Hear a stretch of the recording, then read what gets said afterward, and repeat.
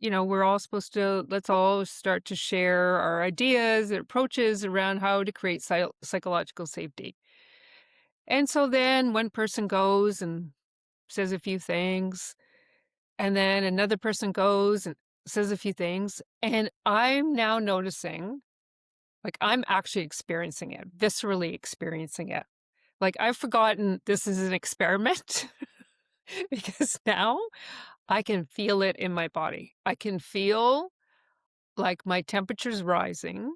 Mm. I'm getting nervous because I'm feeling really excluded.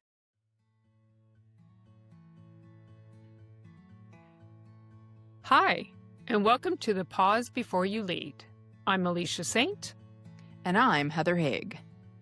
Together, we've both led teams inside large organizations, and over the past decade, we've coached and partnered with hundreds of leaders and teams navigating complexity.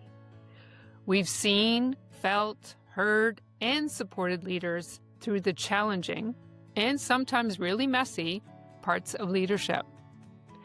And while a lot has changed, many of the patterns that quietly take leaders off track just keep showing up. We work with leaders who don't want to lose momentum, but who know that clearer thinking is what makes momentum sustainable. This podcast is for leaders who are moving fast, leading teams, and making decisions under constant pressure. And leaders who know there's a better way to think, lead, and respond in those moments. Each week, we bring you real conversations drawn from our work with leaders and teams, where speed matters, stakes are high, and the quality of your thinking shapes everything. So in each episode, we're going to pause, just long enough to think more clearly, to see what's really going on, make better decisions, and build high-value teams. Whether you're listening before the day takes over, on your way to work, or in the middle of a full day, this is your pause without losing momentum. So, before we begin, take a breath and join us.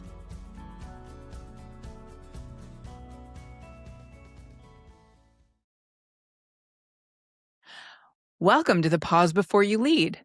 I'm Heather Haig. And I'm Alicia Saint.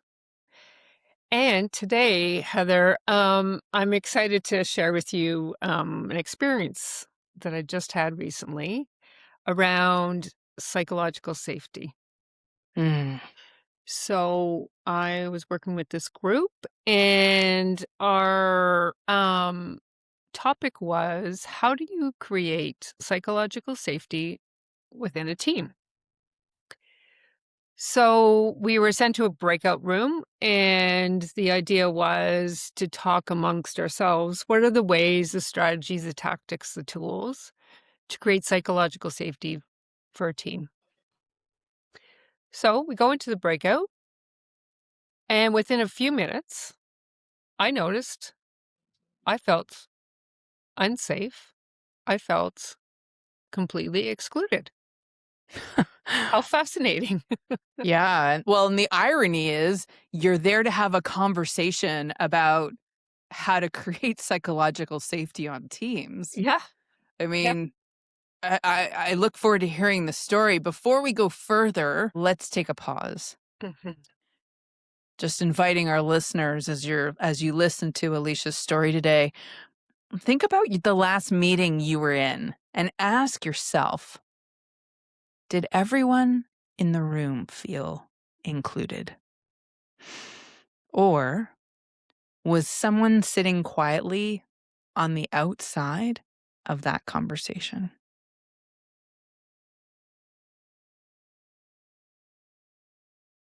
Yeah. Great reflection. So let me tell you the rest of the story, shall I? Please. So here we are. I think there was about five of us. We come into the room as you always do, virtual. Oh, hi, hi. Oh, yeah. And immediately 4 other people were like, "Oh, look at this. Look at we're all back together again.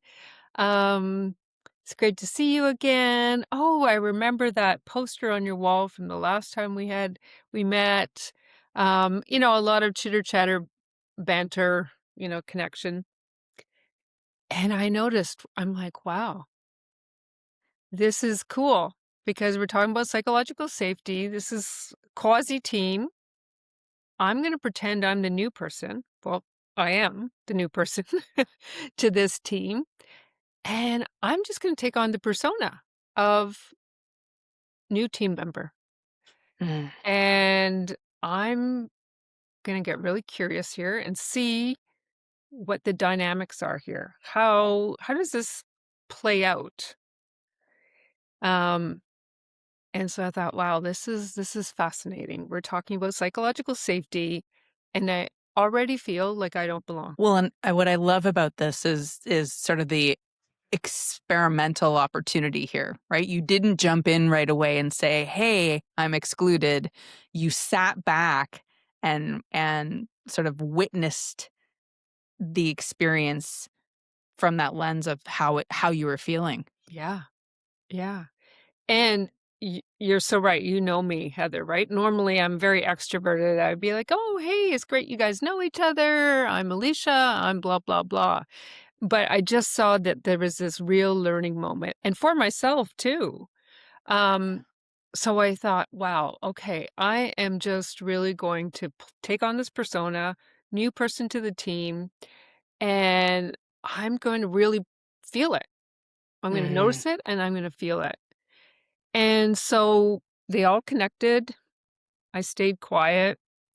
And then someone says, okay, so let's jump into it here. We're all supposed to, let's all start to share our ideas and approaches around how to create psychological safety. And so then one person goes and says a few things, and then another person goes and says a few things. And I'm now noticing, like, I'm actually experiencing it, viscerally experiencing it. Like, I've forgotten this is an experiment because now I can feel it in my body. I can feel like my temperature's rising. Mm. I'm getting nervous because I'm feeling really excluded. And I'm like, wow, look what is happening here. And I think it was the third person maybe that went, and sort of in the middle of what she was sharing, she was like, um, right, Alicia, we haven't acknowledged you, and so I just wanted to say hi," and then keeps going. So technically, you were acknowledged. Technically for a moment, but I wasn't given a voice. It wasn't, "Hey, Alicia, let's just stop for a moment and love to hear what you have to say," or an invitation to say, "Oh, Alicia, why don't you go next?" Mm. And they just kept going. And then and So how did that feel? So being technically acknowledged but not pausing to learn anything about you. How did you experience that moment? I had this moment, I was like, "Oh, okay, like, oh, okay, it's my turn now." Um, but at that point, I actually panicked because I thought, I've been so distracted by feeling not included and thinking about that and getting sort Yeah. of caught up in that. I wasn't even focused on what people were saying.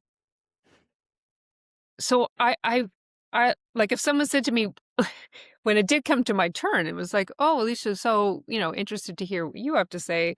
I I I just had to say to them, "Well, actually, I just would like to share the experience that I've been having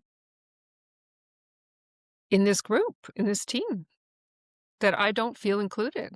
And I don't feel like I belong, and I actually can't contribute to the conversation right now because I haven't been able to keep track because I've been so distracted." Wow. I'm just in this moment listening to you share this story, thinking how much courage it must have taken to not just, share a thought or two, or say something, like everyone's already said, I don't have anything to add, which could have been an easy response, and instead address directly how you'd been feeling. Mhm. What happened when you shared that perspective? Wow. Well, thank you for saying it took courage, because it did. It did, because what happened in that room was you just saw everyone's face just, like, drop.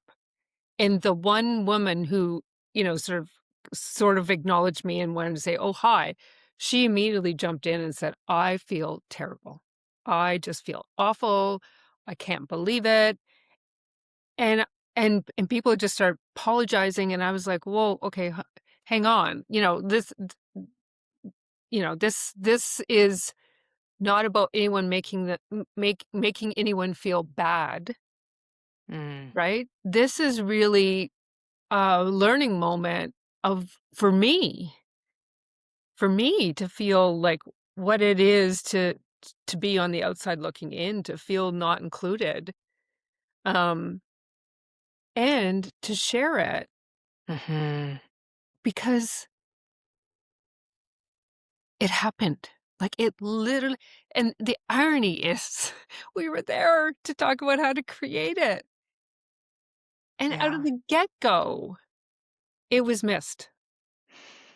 Well, and isn't that the moment? Like, that's the moment right there, because what you experienced with the sort of bizarre situation of psychological safety being the topic, right, is what happens every day on teams. Yes. We witness this, we hear about it, we see it taking place, and in those unique moments, you live it and experience it yourself to be able to sort of see in real time what that looks like. Mhm. Yeah, exactly. And you know what really struck me was it was instant. It was instant. It was right at the beginning of that breakout, let's call it a meeting. And and it distracted I was distracted right away. Right? Like, it's an emotion like, it is so emotional. And then it becomes you get up in your head about it, right? And all the stories you start making about it, and distracted. And it was those first moments of interaction, and it was missed. It was like it just evaporated. Mm.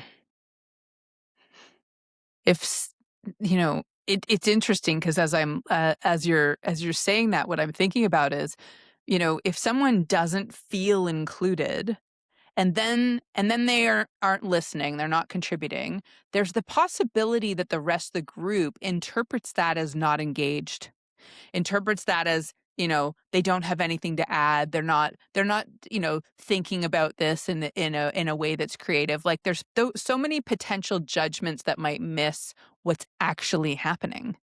Mhm. Mhm. Mhm. Yeah. 100%. 100%. I was so busy up in my head just going, "Wow, do I when do I say something? Do I say something?"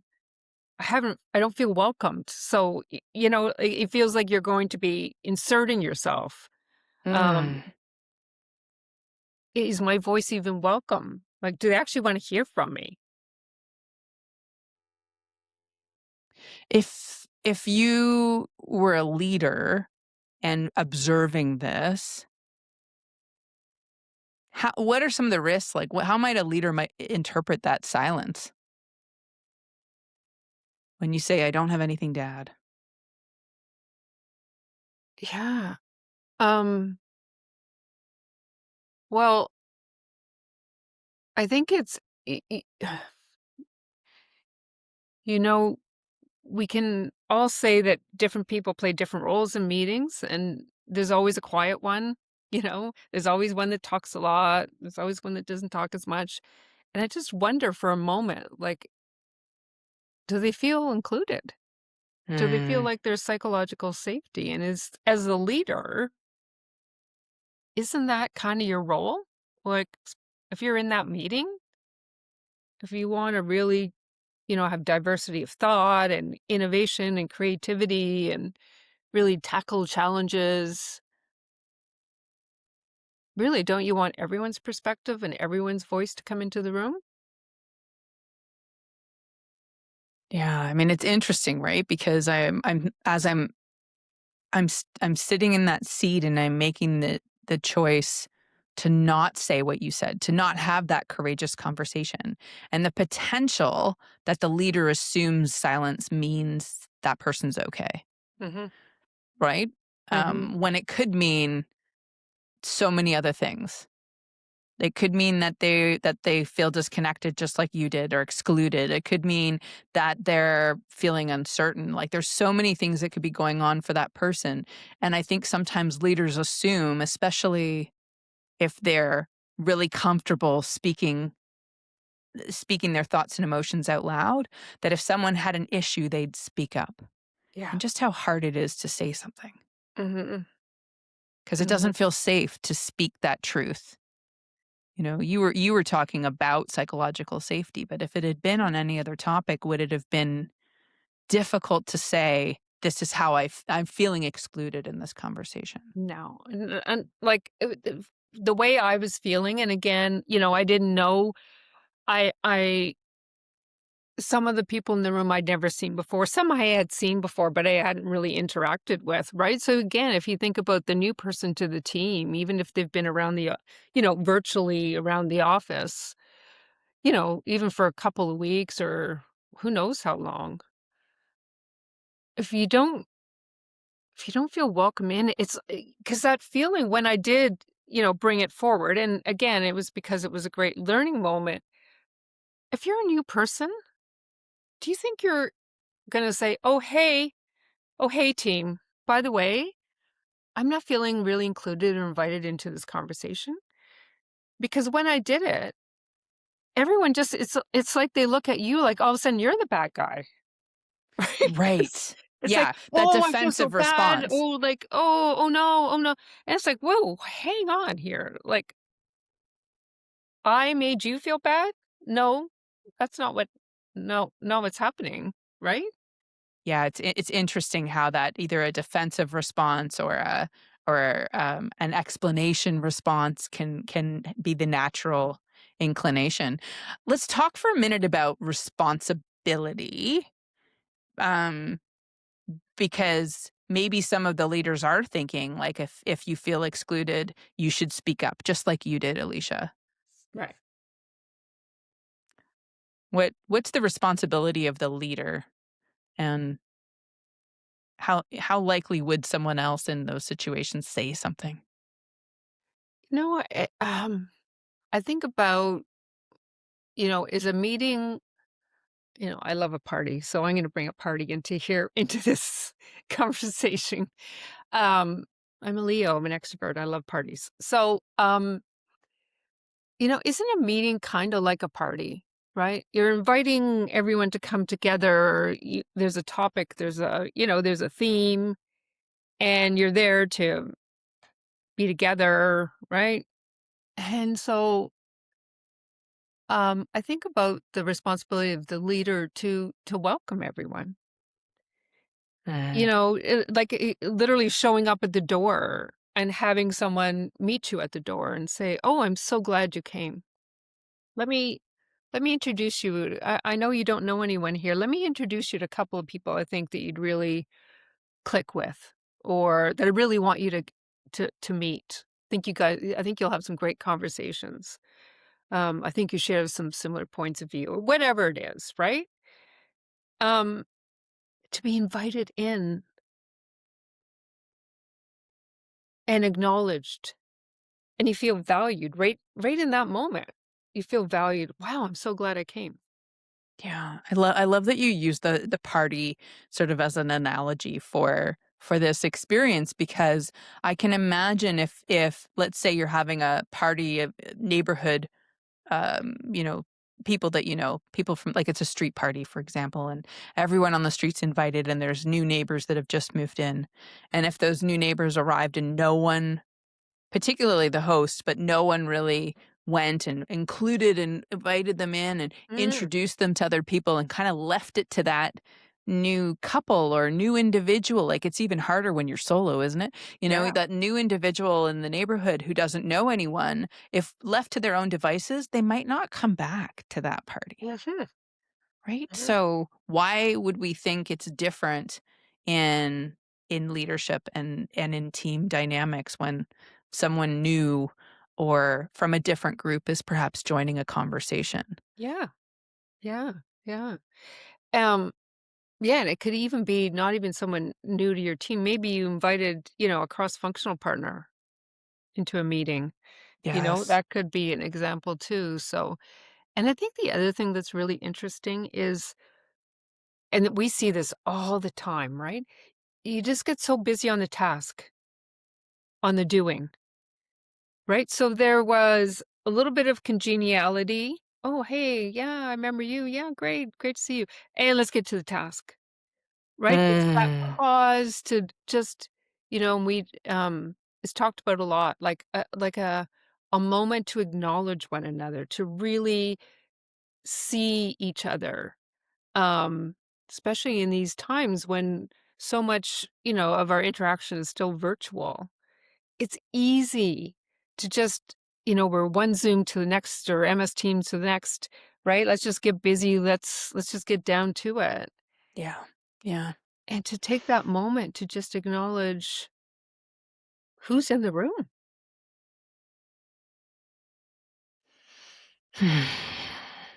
I heard you say, it's simple. I think sometimes it's, especially if a group or a team gets together relatively infrequently, so they haven't seen each other in a while. All the people that know each other gather, Mm. right? I was just at a conference this weekend, and while I was there, I really noticed, how people who knew each other gathered, and how awkward it could be if you were the person trying to, sort of join that conversation or join that group if you weren't the person that knew people who were there, and how important it is to just, in those first few moments, just make someone feel welcome. Yeah. Um, if that scenario were replaying again, what would be a couple of things that could have happened differently that would have made you feel right at the outset that you were part of the conversation? Um, I think so if I play, I'm a bit of an introvert. I'm not my usual self. It just inserts myself in there. Um, yeah, I think it would have been, as everyone sort of said, "Oh, hi," somebody in that room, because we didn't have a leader per se, but somebody in that room just to say, "Oh, hi, Alicia. It's, I don't, I don't think we've met you before. Um, can you tell us just, a little bit about you? Where are you from? How did you get here today?" And then that would have been it. And then I would have felt welcomed, I would have felt invited, I would have felt included, and all of that would have just disappeared. And that would have taken what, a minute? Less. Yeah, you know? I really, really appreciate it when I go to, we're all on these webinars all the time, or I really appreciate it, if it's a small group and someone, who's hosting says, "Oh, hi, Alicia. Thanks for joining us today. Hi, Heather. It's great to see you. Hi, Joe. I'm glad you can make it today." Like, literally, I've been in those, and there's 5 of us, 8 of us, 10 of us, and they literally say each person's name. Mm. And that takes what? If not even 30 seconds, 15 seconds. I know for me, I felt very welcome. I feel important. Yeah. I was in a workshop on the weekend at this conference, and the facilitator of the workshop, the leader, stood at the door and greeted each person and gave out the handout themselves. And when someone said, "Oh, can't you have your," like, because there were a couple people in the room that were sort of support people, "Couldn't you have other people hand?" She said, "I could, but I'm building connection with each person as they enter the room."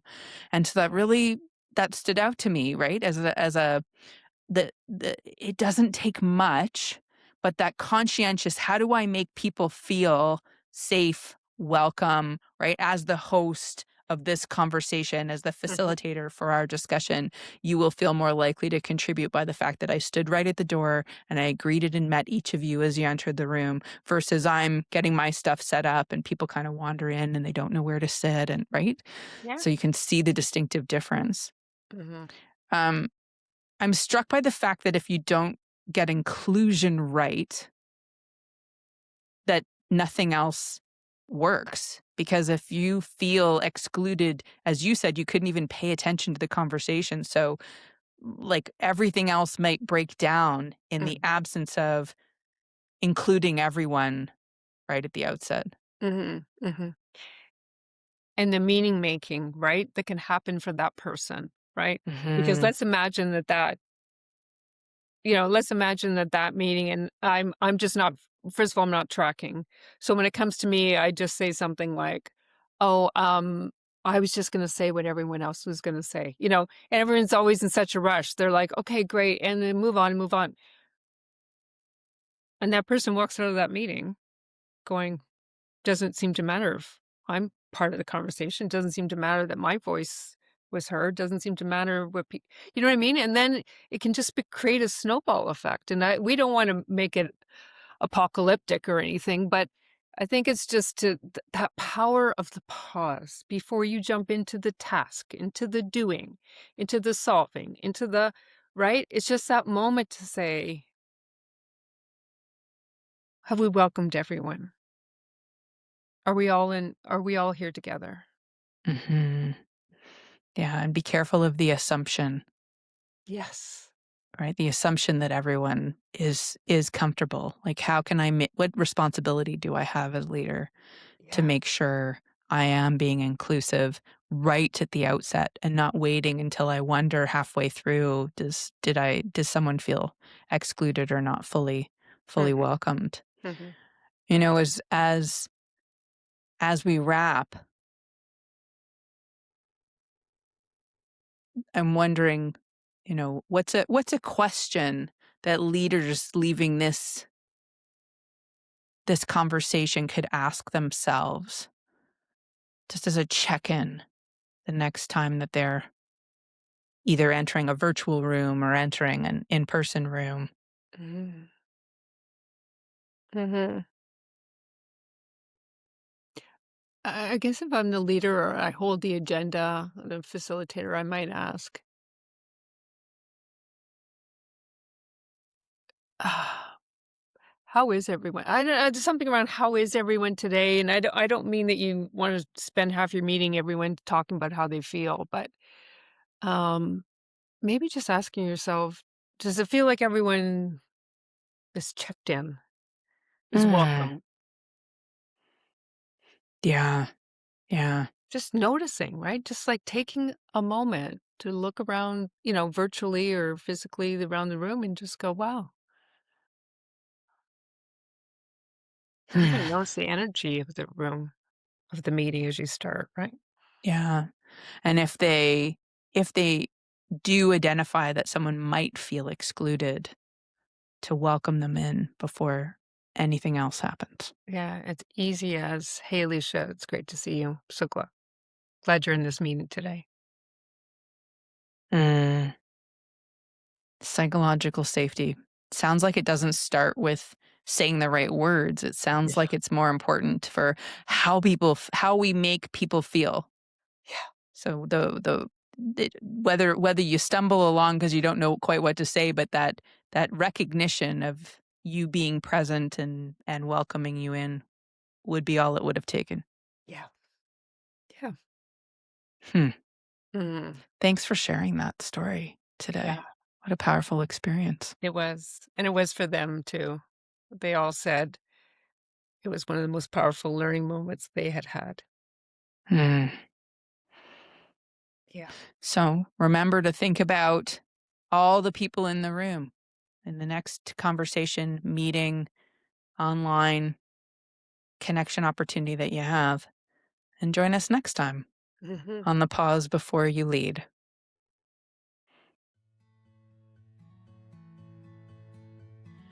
Thanks for joining the Pause Before You Lead. If this conversation sparked something for you, share it. Because more leaders need space to think clearly in the moments that matter. Follow or subscribe so you don't miss an episode, and let us know what's on your mind. We shape these conversations for you. Before you move on to what's next, pause. Just for a moment. And notice, what might change if you led from here?